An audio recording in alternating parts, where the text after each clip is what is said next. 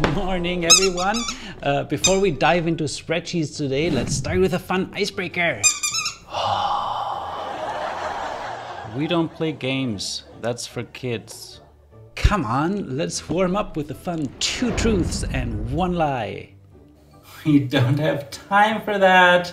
We have way more serious work that needs to get done. I promise it's gonna be fun. Here's a lie. Nothing excites me more than the thrill of a great icebreaker.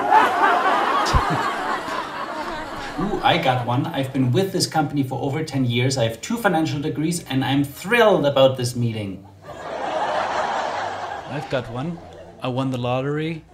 I'm leaving the company. And this is my last meeting. Great one. Can you imagine?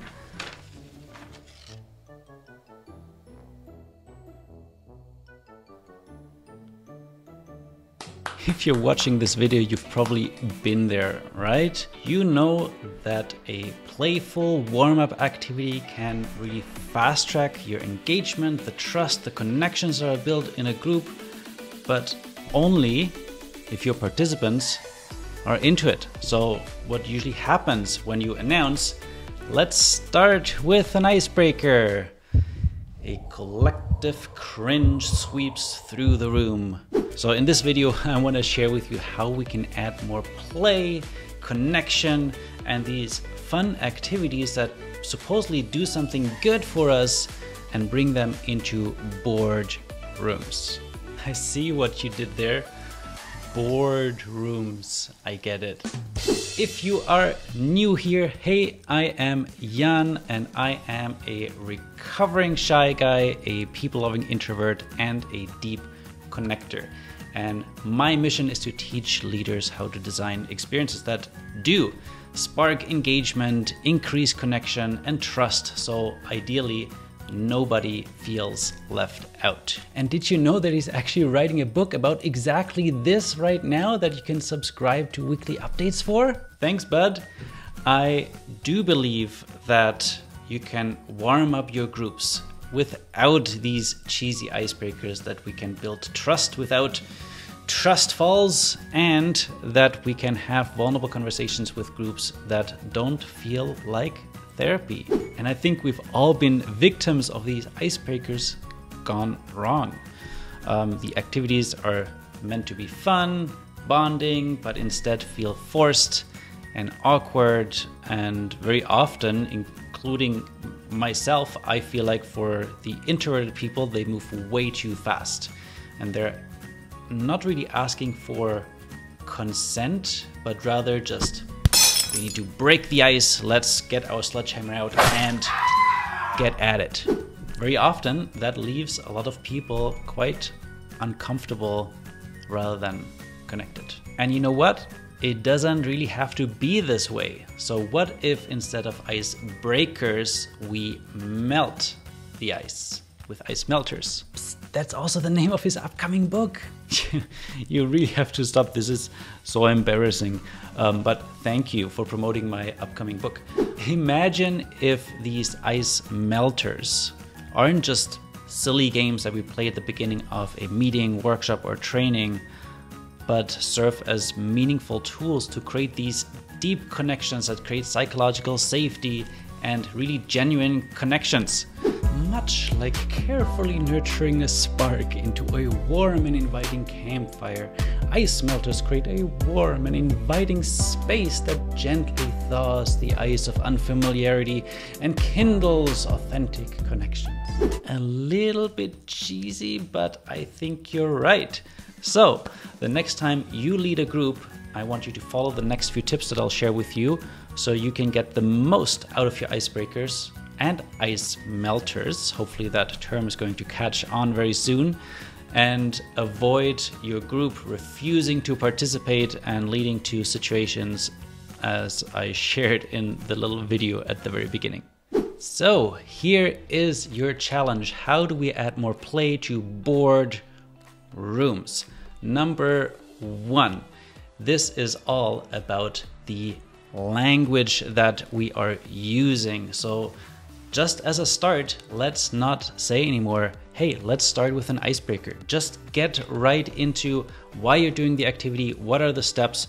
Don't call it an icebreaker, don't even call it an ice melter, because if this is what already triggers people to go like, again, then let's just not use those words anymore.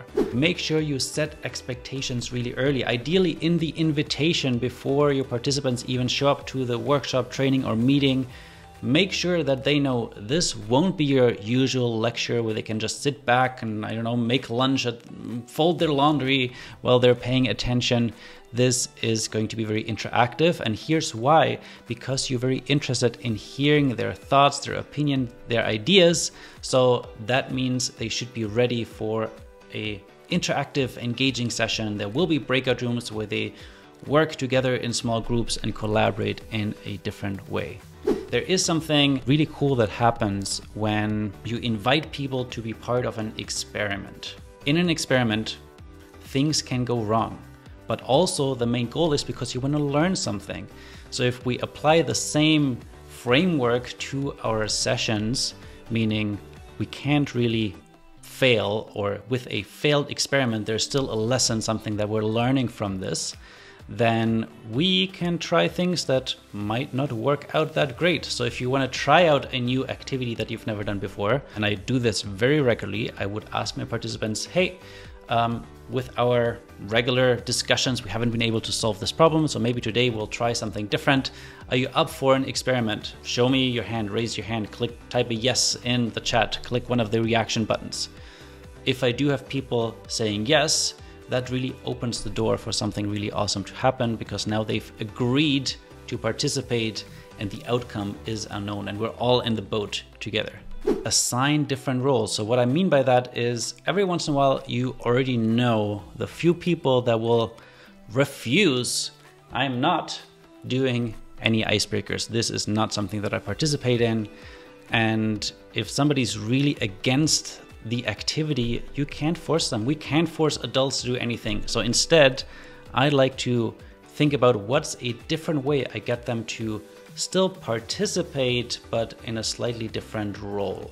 Very often, this means they're just going to be an observer role that notices what happens, what everybody else does, and at the end, I make sure to include them in the debrief, in the discussions, and ask them, hey, what did you notice? And as long as everyone else is having fun, I suspect that the next time they might be more inclined to participate, because very often they just don't want to participate because they're afraid of something, they're not sure what's about to happen.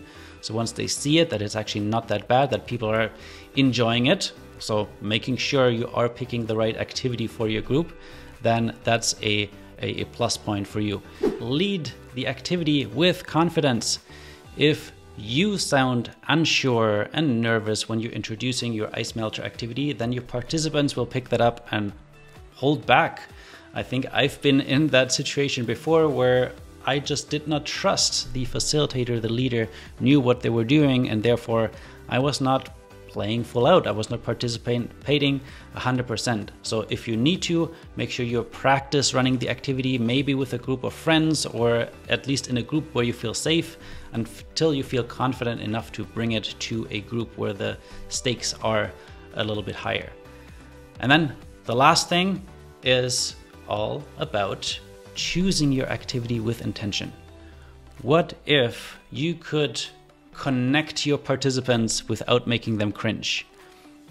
Ideally, your icebreaker, ice melter, warm-up connection activity should naturally segue into the session and not just be a random thing that you picked up on a top 10 icebreakers list online or in a book that you just like open on a random page, right? The best activities are so closely related to the topic of your session, to your facilitation style, to the makeup of the group, that when you do them and you don't say, hey, let's do an icebreaker, participants will not even notice that the ice is melting.